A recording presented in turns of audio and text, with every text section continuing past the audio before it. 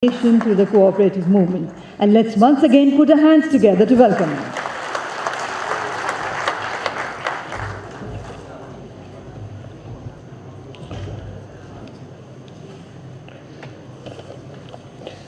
Vice President NCUI, Mr. Amin, Mr. Satyanarayan, the CEO, Mr. Kiran Kakati, Mr. Gurpratap Singh, distinguished guests, all the cooperators, ladies and gentlemen, and the young students who are here. I feel extremely honored to be bestowed with this opportunity to deliver the 20th Vaikunth Bhai Mehta Memorial Lecture on the subject of doubling farmers' income, the role of cooperatives.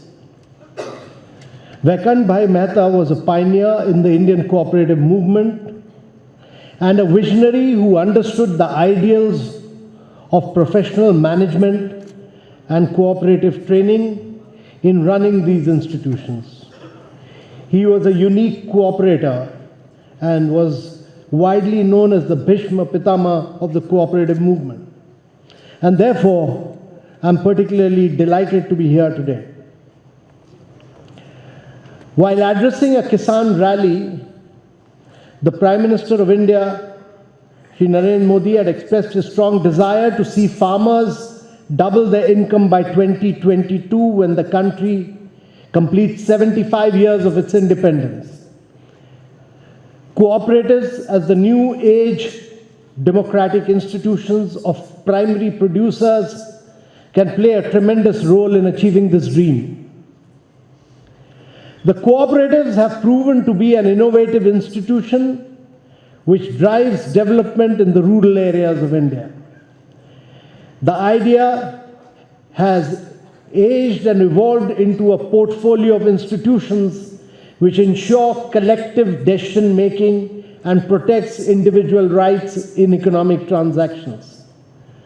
We are well aware that every economic transaction is based on the principle of opportunity cost, and it is this opportunity cost that needs to be optimized through rationality.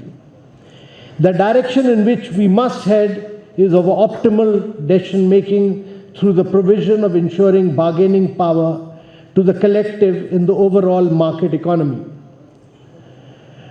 The cooperative movement in India is marred with some deep-rooted challenges which majorly emerge from the ill-formed institutions in terms of missing professional management and lack of producer rights. The lack of professional management can lead to a loop of inefficiencies and reduce risk-taking capabilities of the producers' organizations. Secondly, if producer rights are not secure, and this is not protected by a robust institutional framework, this may lead to infringement, distrust, inadequate division of economic returns, lack of accountability. Farmers are the bread producers of the economy, but have to carry the burden of being less breadwinners for their family. How do we ensure that this phenomenon is eliminated? By ensuring that the fruits of development reach the grassroots, as well as in ensuring more purchasing power to the farming households. There are multiple approaches which may work in tandem to realize this goal. Doubling farmers' income is one such progressive move in this direction. The institution of collectives holds the promise of lifting the farmers out of the vicious circle of depravity and indebtedness. The sustainability of cooperatives is contingent upon various existing and supporting set of factors. This requires us to constantly learn from the successes and implement as pilots for model creation across sectors. The role of cooperatives in doubling farmers' income is of significant importance, and therefore in my lecture I shall touch upon key premises where the shareholders must focus upon. Firstly, producers' management and ensuring producers' right is the cornerstone of cooperative success. Professional management induces the spirit of efficiency and economy in the cooperatives. The key to success of a cooperative is its robust engagement in the value chain with a planned, accounted, and well-oiled execution mechanism. From the input procurement to the processing and branding, a professional management can ensure choosing efficient processes over the inefficient one, and economic decision-making over the unnecessary risk-taking. Backward-forward linkages like fodder, veterinary, services, marketing activities through professional management leads to an integrated whole which is self-sustaining. Professional management ensures that the market information and consumer needs are well understood before the cooperative engages in an economic transaction.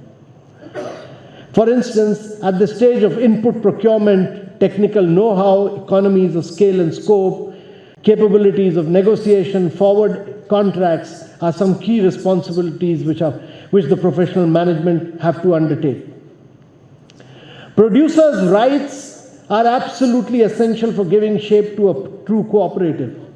These ensure that the producer as an entity gains out of the collective in the most rational manner. The producer's right needs to be ensured from not only institutional setups like democratically elected boards and not nominated boards, council members, but also individual rights of ascertaining process adherence. Ladies and gentlemen, the overall direction to professional management flows from the empowered set of producers who speak for themselves and also ensure the sustainability of the collective. Unfortunately, in India, in quite a lot of cooperatives, we have nominated boards and not elected boards of actual producers. The right of a primary producer to pour as much milk as he wants to the village dairy cooperative and in return receive the right price as per the quality is what the larger array of producers' rights ensure. The price certainty and the right price for right produce is an important parameter, which is the end result of establishing an ecosystem of ensuring producers' right. Let me start with the very basics of what are the key functionalities where the cooperatives and the farmers, producers movement can contribute in a significant manner. These are bulk purchase and preparation of inputs, resources for supply to members, facilitation of credit, technology, insurance and extension services, aggregation and storage of produce. Fourthly, collective marketing and brand building. Fifthly, the processing of produce for value-added outputs. Sixthly, dissemination of market information, technology and innovation. And seventhly, diversification and allied activity. A producer organization cooperative will support the members in getting more income by undertaking any, many or all of these activities which I just mentioned. By aggregating the demand for inputs, the producer organization can buy in bulk, thus procuring at a cheaper price compared to individual purchase. Besides, by transporting in bulk, cost of transportation is reduced, thus reducing the overall cost of production. Similarly, the producer organization may aggregate the produce of all members and market in bulk, thus fetching better price per unit of produce. The producers' organization can also provide market information to the producers to enable them to hold on to the produce till the market price becomes favorable. All these interventions will result in more income to the primary producers. Input procurement and resources being put to use for cultivation, land, labor and cap water are the major challenges for small landholders, and these may be successfully provisioned after the producers come together. The community infrastructure, common procurement with higher bargaining power and improving terms of trade may lead to increase in total factor productivity. We have the example of Kirtinagar Valley Association in Uttarakhand, which uses community land demarcated for production of quality seeds and further selling after consumption through a core group on cost-plus basis. With facilitation of credit and insurance, the risks in rain-fed agriculture are mitigated and optimized. This may be difficult for farmer with small landholding to obtain, and he will move into a vicious cycle of informal lending. Cooperatives are a platform to ensure financial inclusion through institutions. Similarly, cooperatives facilitated extension services, technology adoption can lead to increase in productivity and better supply mechanisms, which in turn increases the farmer's income.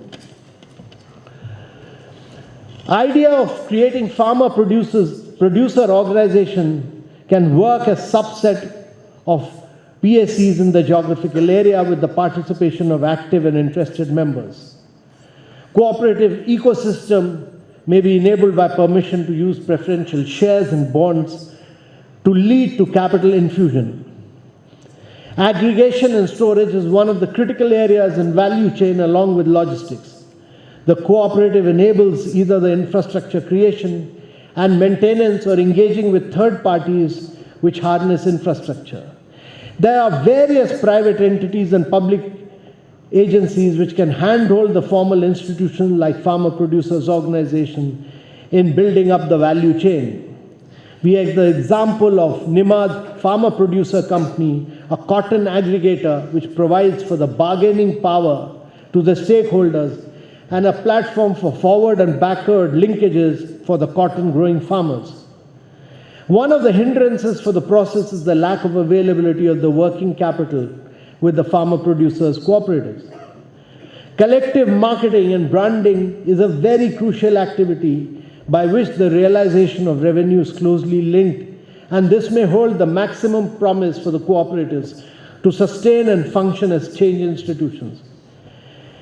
Examples such as the Timbuktu Collective, the Dharni Farmer Producer Company tell us the crucial role collective marketing can play in making the value chain thrive and higher returns for the small and marginal farmers.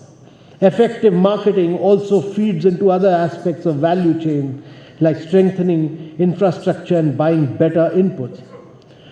Establishing export zones for all crops, a major role needs to be played here by state cooperatives along with industries to set up clusters and value chain confined to these clusters.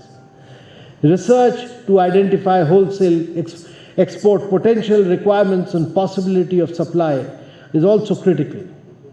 Creating brand value at state national level to lead to market penetration is important. Starting agriculture supply mechanism like Kadamba marketing Sohard Sahakari Niyamata by creating successful backward and forward linkages after uniquely positioning traditional produce in the urban and semi-urban places. Ladies and gentlemen, cluster-based value addition and processing of produce will lead to better price realization and lesser price volatility, unlike commodities and primary produce. This requires some basic investment and coming together of farmers for management of the activities of processing. The example of Akola soy and cotton producer cooperative in Western Vidarbha, wherein the value addition led to better sense of ownership and more revenue to the farmers, is a lesson. Dedicated clusters of value addition and processing have led to better branding and quality control with uniformity of cooperative as a model to be adopted. There's a need to process units, to start processing unit, which will vary based on regional requirements supported by district cooperatives. Examples are onion powder making, potato chips, coconut juice.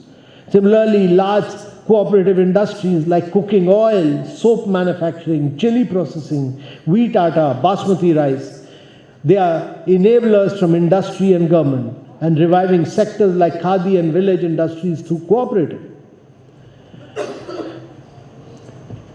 Disseminating market information, technology and innovation is of importance, as information is the key in driving changes for a progressive production and marketing cycle. Technology enables efficiency with similar resource use, and innovation drives economy and effectiveness by progressive changes, which makes the life of the producer easy. All these are better dealt with in a group scenario and thereby need the platforms such as the cooperative to facilitate the learning curve among primary producers. And then diversifying and allied activities such as the dairy, floriculture, sericulture, without which farmers' incomes cannot be doubled, are other additions to the livelihood activities which cooperatives can enable. Examples of the same are in plenty across the length and breadth of the country. To cater to the needs and aspirations of the youth, the National Cooperative Development Corporation came out with a youth-friendly scheme, Yuva, Sahakar, and a Cooperative Enterprise Support and Innovation Scheme for attracting them to the cooperative business ventures. They created a dedicated fund with liberal features enabling youth to avail the scheme. The central government has been encouraging startups for ease of doing business. Non-conventional opportunities are emerging and are being encouraged. The conducive environment is being leveraged by private and corporate sectors, and hub startups are being promoted. The newly launched scheme would encourage cooperatives to venture into new and innovative activity. In my view, the 97th Constitutional Amendment Act 2011 should be passed in totality to ensure uniformity in all the state cooperative acts.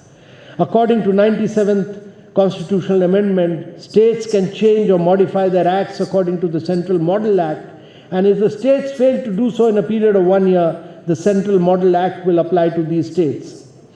There's also a need for implementing Model Cooperative Act 1991 and bylaws recommended by Chaudhry Brahm Prakash Committee report by state governments. It was suggested that cooperatives, being a state subject, such recommendation can be taken up by the states. I think it is important that in agriculture, if farmers' incomes have to double, we need to provide better technology to cooperatives.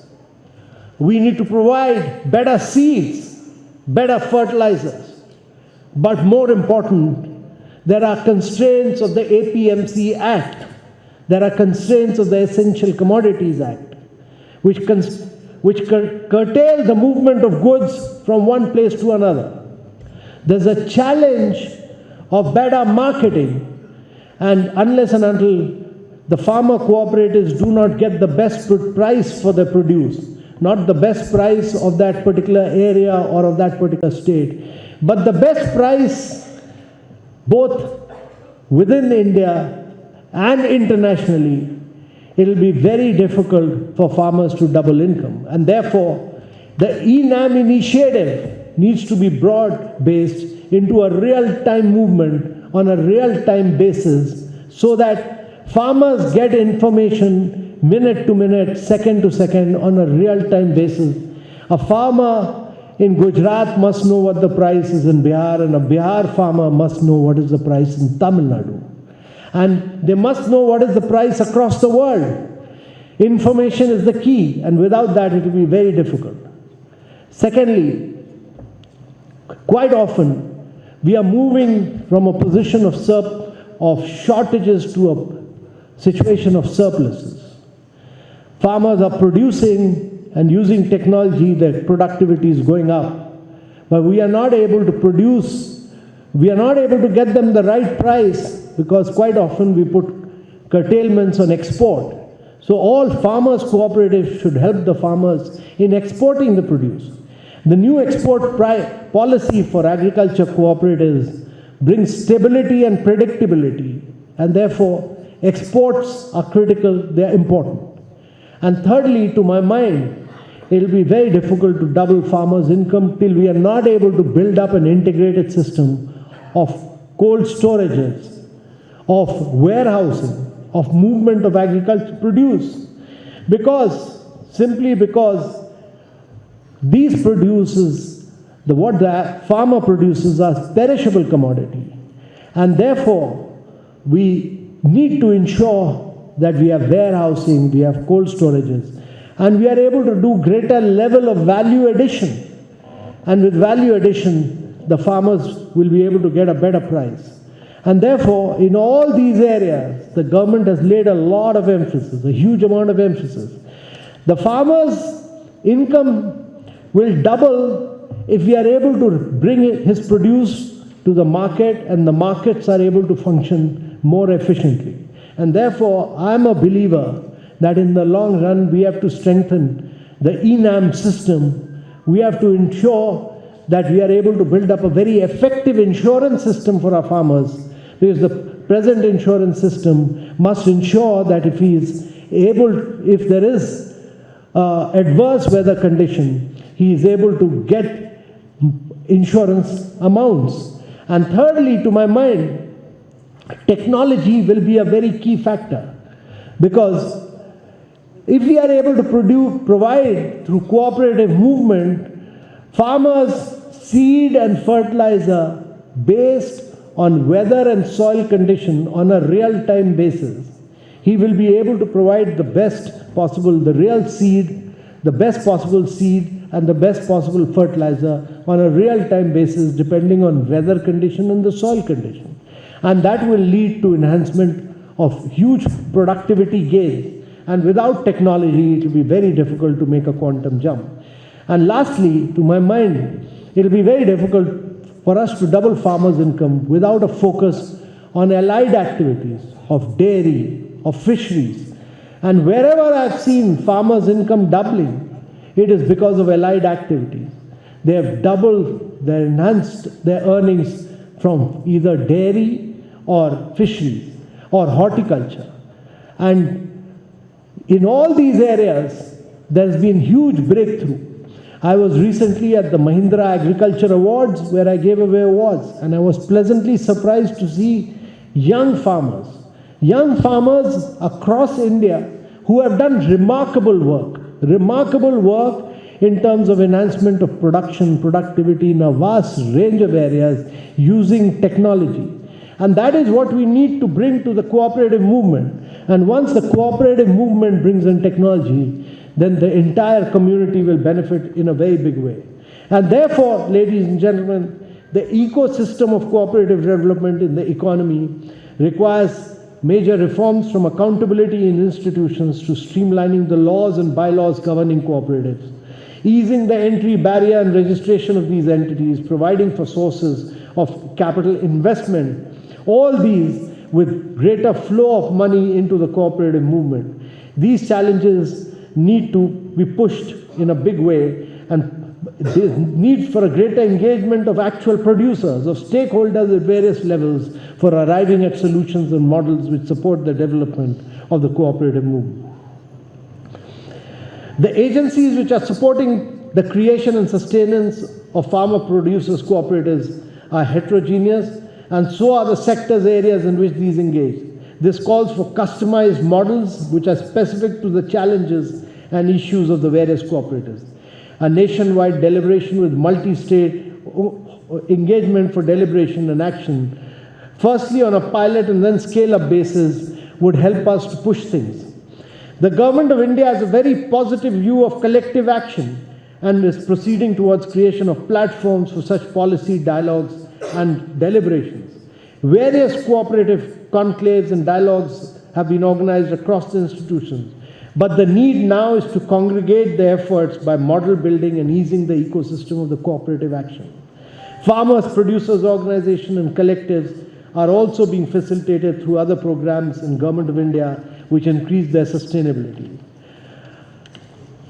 We need measures like common cooperative database, ease in business operations, technology adoption, capital infusion, specialization and professional help for better engagement with the industry and market. These are forward linkages which provide for a better ecosystem where these institutions will thrive. Professionally managed cooperatives which ensure producers' right will go a long way in establishing new institutions of change in the forward-looking economy. Ladies and gentlemen, to my mind, India cannot grow at high rates of 9 to 10%, which is necessary. We are growing at 7% plus. The challenge for India is to grow at 9 to 10% over a 3-decade period, year after year, for 3 decades, to be able to lift a very young population above the poverty line. India is passing through a window of demographic transition which rarely happens in history. 72% of our population is below the age of 32. And therefore, this young India, if you look at it, more than 55% is engaged in agriculture. Unless and until we don't change agriculture, we don't enhance earnings in agriculture, it will be very difficult for us to enhance India's growth. It will be very difficult for us to create jobs without agriculture. But agriculture to transform requires a very strong cooperative movement, simply because land holdings in India are very fragmented. We have very small land holdings, and they keep getting divided and subdivided. And therefore, the answer lies in only two things: either a strong cooperative movement or allowing lands to be leased out and encouraging contract farming. Without contract farming, leasing, or a strong cooperative movement, it will be very difficult. Contract farming to come in will take a long time. It will build up a very capitalist structure. But a cooperative movement, a strong cooperative movement, will ensure that earnings flow back to the producers in the agriculture movement. And that is why the answer does not lie in contract farming, it lies in a very, very strong cooperative movement, because in a cooperative movement, all the cooperators benefit. The money flows back, earnings flow back to the actual producers. And that is why I'm a great believer in the cooperative movement. Very early in my career, I worked in the fisheries cooperative movement in Kerala. And then the fisherman used to get only 20% of his market price. I worked with NCDC to build up a very strong cooperative movement for traditional fishermen. We provided new technology, outboard motors, we provided fishing crafts, fiberglass crafts, we provided fishing nets, which enabled fishermen to go much further into the sea. But there were 18 middlemen in between. By the time the fish used to reach the ultimate consumers, there were 15 to 18 middlemen in different cities. So we provided buses for fishermen to take their fish and sell directly. We introduced beach level auctions. We introduced bank accounts for all these farm fishermen. And we created the self-help groups and a very strong cooperative movement around fishermen. This was all done, and we were able to take the returns to traditional fishermen from 20% to 88%. That is what a cooperative movement does. It ensures much higher returns to the actual producer. And that is why I'm a great believer in the cooperative movement. But a cooperative movement to succeed requires that the power of the cooperative must be vested in the actual producers. It should not be through nominated bodies. And secondly, cooperatives require the best professional management. Why did Amul succeed? It succeeded because it had a professional management. It was able to do forward and backward linkages. It was able to bring in technology. It was able to do value addition. And that is what the Indian agriculture cooperative movement requires. Both rights to the actual producers, better technology, better marketing, better seeds, better fertilizer. And with that, I have no doubt in my mind that the returns to the incomes of farmers will not only double, but it will treble. It will triple. And with these few words, ladies and gentlemen, the challenge for all of us is to ensure both professional management and producers' right and better technology. And with these few words, ladies and gentlemen, I conclude. It's a great honor and a privilege for me to deliver this lecture. Thank you so much. Thank you very much indeed, sir.